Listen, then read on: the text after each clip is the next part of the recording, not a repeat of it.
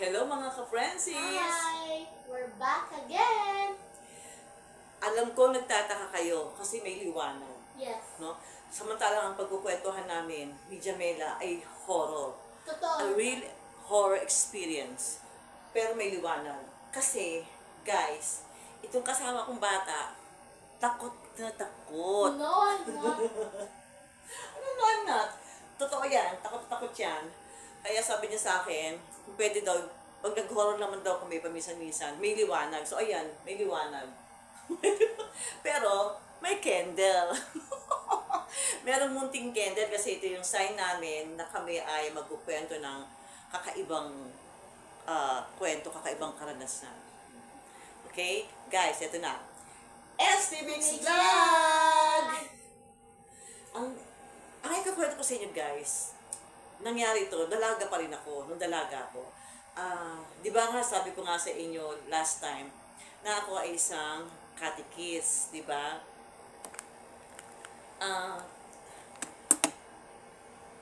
One time, ano yun eh, dito ka na, dito ka. Dito. Ano yun eh, Mugan. Easter Sunday. Easter Sunday yun eh. Ganito yun. Kapag Easter Sunday, nag-vigil kami sa Don Bosco. Don Bosco, Santa Isa Mesa. daw guys, para makita mo. Yan. Yeah. Sa Don Bosco, Santa Mesa. Gusto ko naman dito. Ang pangit eh. Sa Don Bosco, Santa Mesa, doon kami nagbibigil ni Len. Si Len, si Rosalinda, shout out kay Rosalinda Robles, no? Si Len, kumari ko yun, katikis din yun.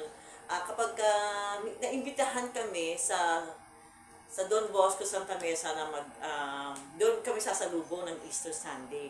So to make it short, nag-usap kami dalawa na agahan namin ng alis. Kasi nga, di ba alam niyo na pagka Easter Sunday, pagka salubong, di ba, madaling araw yun. So sabi ko sa kanya, sige agahan natin ha, sabi ko sa kanya. To make it short, to make it the story short, maaga kami nagpunta ng Don Bosco, madaling araw. No, madaling araw. Parang tingin ko, kasi hindi pa bumababa yung mga sisters eh. Parang 4 o'clock ng madaling araw. Wala pa yatang 4 o'clock, doon na kami sa Don Bosco. So, nagbukas sa amin ng gate, yung gwardiya. So, binuksan ng gwardiya yung gate, so wala pa yung mga madre sa baba. So, to make it short, napakaaga namin. Napaaga kami dalawa ni Lenleng. So, ginawa namin, sabi ko sa kanya, halika mag-chapel muna tayo, doon muna tayo sa chapel. Habang naghihintay tayo kay sister, sa mga sister. So, ang ginawa namin, nagpunta kami ng chapel. Di, syempre, nasa chapel, yung kandila lang, no? Kandilang kumukurap-kurap na kandila, no? Kung to make it short, madilim, no? Hindi naman madilim na madilim. Yung mga, meron kasing, yung cross kasi doon, yung yung hinuotsa doon, nakalimutan ko na, yun lang yung merong parang ilaw. So, tsaka may candle din, gano'n. Tapos kumbaga, basta, siya, yung ambience ng loob ng chapel, may kadiliman. So, habang nagpe-pray kami ni Len, na nakaluhod kami, no, habang nagpe-pray kami, maya, may yabag. May yabag ng takong na naglalakad sa paligid. Yan, sa paligid lang namin dalawa. Kasi, kami, magkatabi kami gano'n, nakaluhod kami gano'n. Kasi nga, wala pa ng sister. So, nagpe-pray muna kami. Guys, natakot na ako. Bagong mga... Hindi yung maga hapon na Ay, yun. yes. Tsaka yung takot, ay talagang tok. Ay, ano yung Ay, takot? guys, like this. Uy, basta hindi ganyan. Basta yung tok ng heels ng sapatos. Umiikot lang sa amin dalawa. Tapos, siyempre, nagkatingin na kami dalawa kasi dadalawa lang kami doon sa chapel. Dadalawa lang kami. Bakit sabi niya gano'n? May naglalakad, may kasama tayo dito. Sabi niya gano'n, ni Lenden sa akin. Sabi niya sa akin, sabi ko, oo nga. Sabi niya gano'n, madre kaya dyan. Madre kaya yan, kasi naka-heel. Sabi ko pa gano'n sa kanya. Sabi niya, oo nga. Halika na ba sa tayo, Ter? Sabi niya gano'n. Doon muna tayo kay guard. Sabi niya, doon magkwentuhan tayo kay sa gwardiya. Sabi niya gano'n. Ang ginawa namin, tapos, bago kami tumayo, may hangin na umano sa amin dalawa. Yung hangin, dapat kasi nakabukas yung chapel, dapat paghangin na galing sa labas. Mula doon sa may pintuan, di ba? Pero sa amin, yung hangin mula sa altar, yung pintuan, gumano yung hangin. Halika doon, dali, lumabas na tayong dalawa. Kaya yun, lumabas na kami. Doon kami, hindi namin kinuwento sa gwardiya, hindi namin kinuwento sa sa sisters. Basta kami dalawa lang nakakaalam na nang nangyari sa amin ng madaling araw na yun. Sa chapel pa mismo.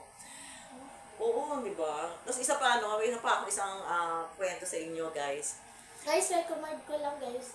Eto, pwede to pang head massage. Ay, kukwento ko sa inyo, guys. Ito pa. Di ba sabi ko nga sa inyo, nagtatrabaho ako sa LRT dati, sa Line 1. S5 ako noon eh. Ship 5 ako. Ship 5 ako noon, S5 ako. So, ang uwi ko, 3 to 11 p.m. Exit ako na, sa exit ako noon. So, pagka-exit ka, late akong magre-remit sa treasury ng pera, ng aking benta. So, bali, 12 o'clock, magto-12 na, nung natapos ako ng gawain ko sa trabaho ko, nag-remit ako, ganyan-ganyan. Tapos bago mag-12, nagpunta ako ng CR, kasi nakagawian ko na yun, after ko maghawak ng pera sa maghapon, gusto ko maghugas ng kamay. That night, nang bago mag-12, ng gabi, nagpunta ako ng CR kasi para maghugas ng kamay, tsaka para umihi, kasi naiihi ako. So, yung sa CR, pagpasok sa CR, dalawa lang yung namin doon, 2 o 3, hindi ko maalala. Parang alam ko dalawa eh. Dalawa lang yung CR namin doon sa Central Station, 2 o 3, hindi ko maalala. Basta ganun, tapos doon ako sa unang CR, pumasok. Yung pintuan, tapos yung unang CR, yung unang cubicle, doon ako unang pumasok. Siyempre, yun ang thinking mo agad, di ba? Yun ang nasa unahan eh. Pagpasok mo ng pintuan, yun na agad yung first cubicle agad ang pupuntahan mo, di ba? So, doon ako umihi. Walang katao-tao na. Kasi nga, nag-uwian na yung mga kasamahan ko, lalo na yung mga hindi na assign sa exit. Kasi pag exit ka, talagang medyo gagabihin ka na, no? Tapos pagpasok ko, yung CR namin, CR sa LRT, yung pintuan niya, yung makikita mo kung may naglalakad sa labas, yung hindi siya naka-close mula taas hanggang baba, hindi ganun, may Makikita niyo doon sa makikita mall. mo yung paa na, may paa na may dumarating, may lumalabas, ganun. So pagpasok kong ganun, pag-upo ko ng ganun, ala guys, may naghaming. Nasa. Then siyempre nagulat ako, sabi ko, wala naman ako nakita pumasok. Bakit meron yata tao sa kabilang sa kabilang cubicle? Ang ginawa ko, nagmamadali ako magpantog sa loob, magsund ng panty. Lumabas ako agad. Siyempre, ang ginawa ko, paglabas ko, tinignan ko agad yung cubicle na yung sa kabilang cubicle, tinignan ko agad kung may tao. Kaya lang, hindi siya naka-close, lang siya, yung parang may uwang siyang ganun. Ang ginawa, ginanong ko lang yung pintuan, walang tao. May naghahaming, walang tao. Ang ginawa ko, lumabas ako agad kasi, my God. Diba, nakakatawa experience. Live na narinig talaga sa amin, naghaming talaga siya. Ang lakas-lakas. Kaya akala ko, meron sumunod sa akin na teller na nagpunta sa isang kabilang cubicle. Yung pala walang katao-tao. Ako lang mag-isang paglabas ng pintuan, hanggang sa mag-time out mag-out na ako doon sa office. Wala akong nakitang lumabas ng CR, wala talagang pumasok. Kasi nga, alam ko, ako na lang mag-isa. Yes, guys. Okay, guys. This is our part 3 ng ating horror experience, no? Real horror experience na part 3. Antayin niyo yung PP4. Oo, sana guys, tawag doon, supportahan nyo yung aming mga horror experiences na sinishare sa inyo namin dalaw ni Jan. Actually, ako marami kasi bata eh. Bata lang ito kasama ko. Wala pa experience. Yes, sir, guys, konti. So guys, yung part 1 ko, nandun yung story ko. Kaya nga. So guys, maraming salamat sa inyo. Please keep watching us. Mag-share, mag-like po kayo sa amin. Maraming salamat po sa mga This is your channel, ST Mix Vlog!